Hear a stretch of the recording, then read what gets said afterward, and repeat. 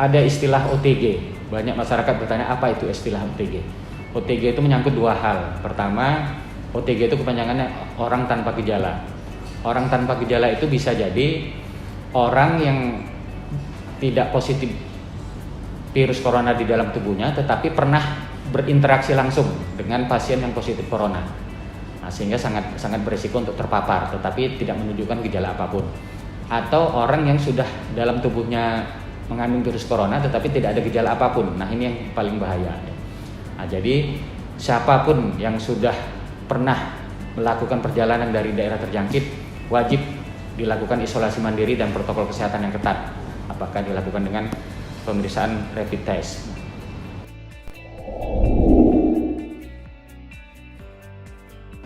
Nah, kemudian kemarin kita disampaikan selalu dihimbau untuk sering-sering berjemur. Apakah berjemur ini ada faedahnya untuk bisa membunuh virus corona? Ya? Secara langsung mungkin tidak, tetapi tujuan dari berjemur ini adalah kita supaya meningkatkan daya tahan tubuh. Ya. Paling penting dalam menghadapi pandemi corona ini adalah daya tahan tubuh dari masyarakat ya, dari masyarakat dengan cara olahraga teratur, pola makan yang sehat, hidup bersih dan sehat. Nah, kalau daya tahan tubuhnya kuat, virusnya pun masih bisa dilawan ya. Jadi infeksi virus corona ini bermacam-macam. Ada yang menunjukkan gejala yang sangat berat, ada yang ringan dan ada yang sedang. Nah, kenapa bisa seperti itu? Itu tergantung dari daya tahan tubuh orang yang terpapar. Nah, bisa jadi juga virusnya berbeda-beda tingkat keganasannya atau tingkat virulensinya. Nah, makanya kita tetap dianjurkan tetap pola hidup bersih dan sehat, kemudian melakukan protokol kesehatan.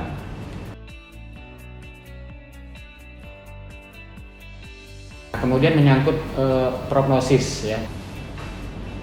Pada orang-orang tertentu yang terinfeksi virus corona bisa sembuh sempurna ya, bisa sembuh sempurna.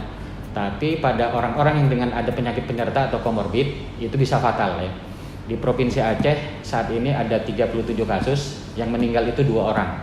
Nah, yang 2 orang meninggal ini adalah dua-dua dengan penyakit komorbid penyerta, ada sakit DM-nya, kemudian ada gangguan saluran nafas, kadang-kadang disertai dengan stroke ya. Nah, jadi makanya selalu ditekankan upaya yang dapat kita lakukan adalah meningkatkan daya tahan tubuh ya. Kita harus beradaptasi dengan pandemi ini karena kita tidak tahu pandemi ini kapan berakhir. Kemudian sementara aktivitas ekonomi juga tetap harus berjalan, makanya ada istilah new normal ya. Apa itu new normal? New normal itu adalah adaptasi atau kehidupan yang baru yang harus dijalankan, yang mau tidak mau harus kita jalankan supaya kita terhindar dari virus corona, tetapi di satu sisi aktivitas perekonomian juga bisa jalan ya. Nah, new normal ini bisa dijalankan dengan beberapa syarat ya, dengan beberapa syarat. Nah, pertama itu tadi protokol kesehatan harus dijalankan secara ketat. Kemudian meningkatkan pemeriksaan atau testing kepada penduduk yang beresiko dengan rapid test. Kalau rapid testnya hasilnya reaktif, bisa dilanjutkan dengan swab test. Kemudian harus menyiapkan fasilitas kesehatannya, terutama rumah sakit. Kalau dengan terjadinya penerapan new normal ini terjadi peningkatan kasus. Ya.